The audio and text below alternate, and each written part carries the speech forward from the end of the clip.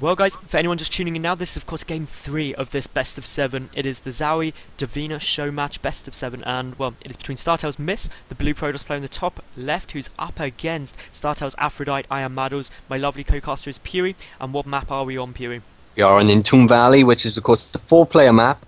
Close by ground spawns are eliminated, so Aphrodite cannot spawn up here when MisS is up here in the top left. It's only one top, one bottom, kind of like how Shakuras is in a sense. And I think my goal on this map whenever I play it is to get Storm pretty quick, because if you watch a lot of tournaments on this map, if it's PvT, if you go for Colossus on 2 base and then you try to take your 3rd base, the position you can get by here as a Terran over the Colossus is really, really powerful. And if you're wondering, Adam, I'm talking about like by the rocks between the 2nd and the 3rd. Yep. You know, like if you have Colossus there and the Vikings come, it's really hard to deal with efficiently. So I always go for Storm, that way I'm safe against that, like I don't have to worry about Vikings, and then I take Colossus on the 3rd base. So, well, obviously that's the long-term aim. I mean, if we're talking about long-term PvT, as we saw in Game 2 actually, the ultimate strategy of most Terran players is to get Marine Marauders medevac with Stim, and that crushes gateway units, and then it's really up to the Protoss players, you said, to get either Storm out or Colossus, or preferably in the late game both. And as we saw in Game 1, MisS worked very well with the High Templar, so I'm thinking she's going to go for that again.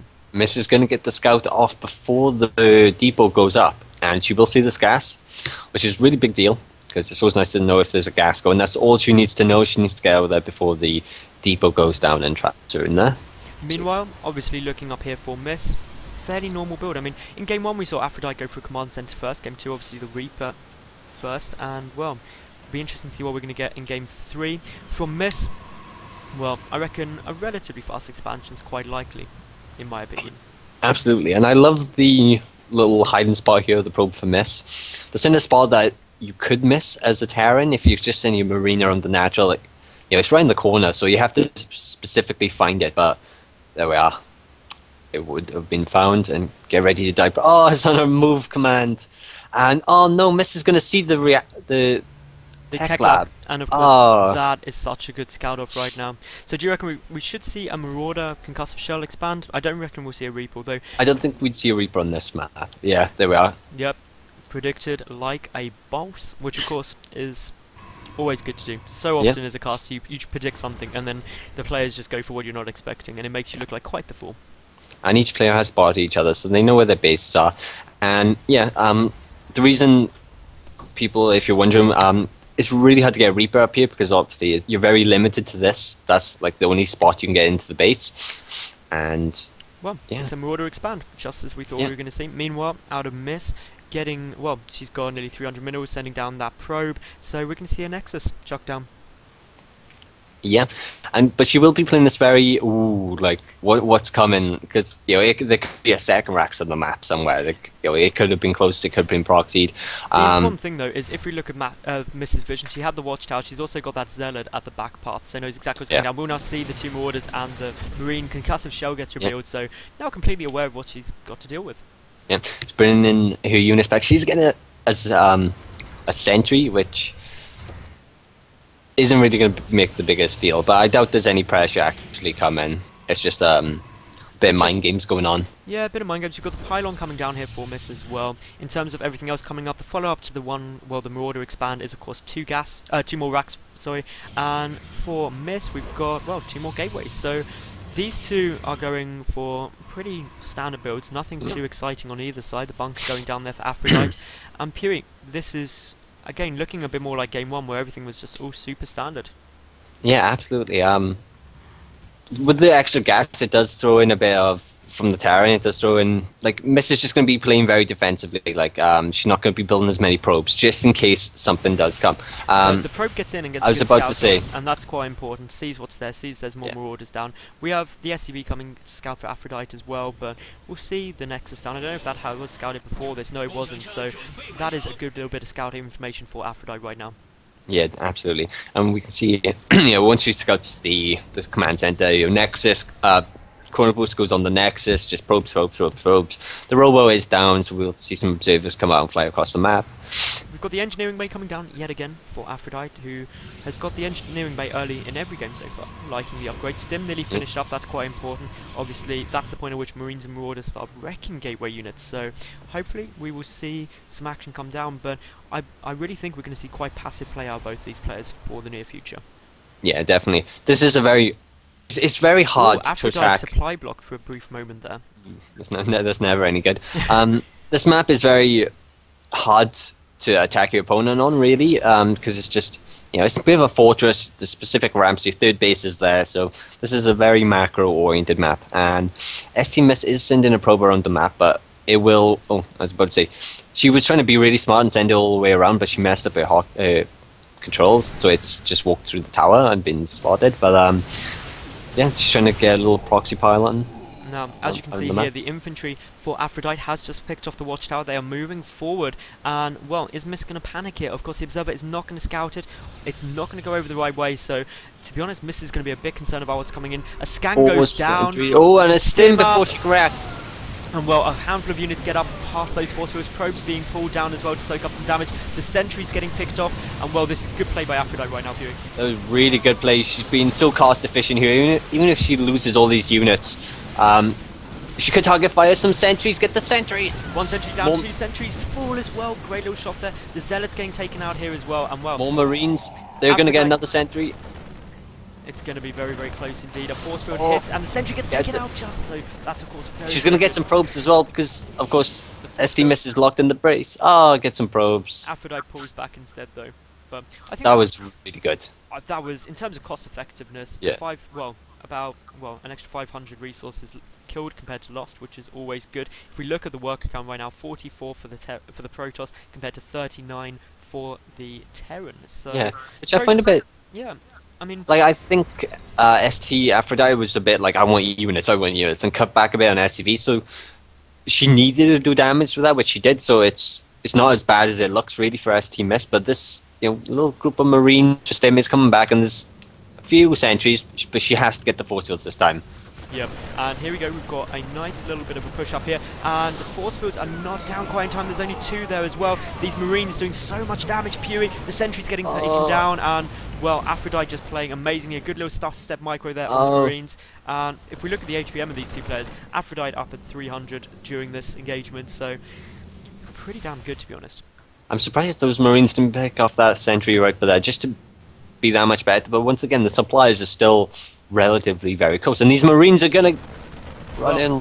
They're going to try and pick it off. Obviously, with the Marauder support as well, they do get a Zealot. Yeah. In terms of how cost-effective they're being, well, it's just under 1,500 resources lost for the Terran compared to 2,500 for the Protoss. Yeah. So, obviously, a lot of that is gas for the Protoss as well. Lots of sentries are being picked off this game. In the meantime, +1 armor is about to finish for MisS, so the Zealots will be able to tank a bit more. The first Colossus is 10 seconds away, and this is really important because there's no medevacs out in the field, there's no high ground vision, nothing like that. So the +1 armor about to be out for Aphrodite as well, who does already have a +1 infantry attack. Some force fields going down very early, but only trap one Marine. But in comes the Colossus, and that, as you said, is probably going to force Aphrodite back now. Absolutely. Medevacs are in production now, as well as a Viking. Where are you flying, Medevac? Oh. Medevac, come back. That was close. So there are Vikings in production now, but of course, there's like 3 medevacs at best, if that. How many are there? There's 2. Now there's 3 with what's in production. So 3 medevacs isn't really a lot. And of course, Vikings are going to be produced non-stop. So in a minute or two, if there's a lot of ground units, when they engage, you'll see like the ground army kind of disappear and the Colossus will disappear.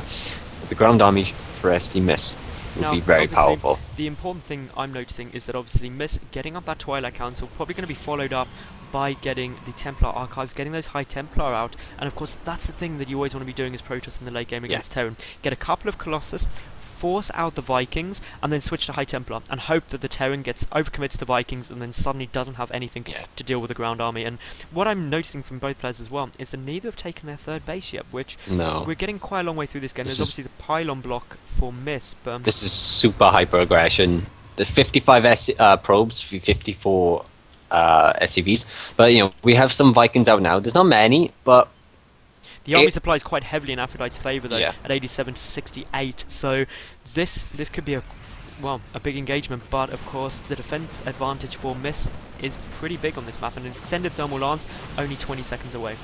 Absolutely. Aphrodite's just pushing the pressure here. I don't think she wants to really attack because it's a bit of a choke, and she's like I said. All those Vikings going a bit too far forward, doesn't want to overextend that, or they will get picked up. Losing a couple of units there with without the hold move, and yeah, like I said, she kind of wants. I'd imagine she wants ST-MisS to expand so she can take advantage of the rocks or that position in there.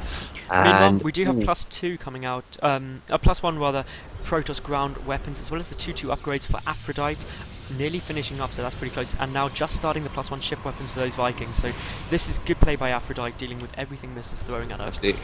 Oh, she really wants to engage. She shouldn't when she's expanding. Like, the supplies are close, but she is attacking into a defender, so... It's never going to be fun, and there's a good blink forward, actually picks up a Viking, which is always good. That forces the stim. And, well, we've got some engagements. The force fields go down, they're good force fields, but of course all the Zealots are behind them. The Vikings do manage to pick off quite a few of these Colossi, but of course they're not getting focused down individually. One falls, two falls, the last one about to fall, Pewee, but one coming from reinforcements. There is another one coming. That is going to force Aphrodite back, and this counter-attack could be absolutely massive for MisS right now. It really could. There is a proxy pylon already at the third of Aphrodite, so a couple of warpins could... There they are come. We got 3 Zealots. They can run into the base and stop the reinforcements. However, importantly, we do have 2/2 done. The upgrade advantage is there, or 2/2 is about to be finished, rather. And everything's going to... Okay, there we are. That was a good idea by MisS to pull back there. Everything will just run in like a line and died really painfully.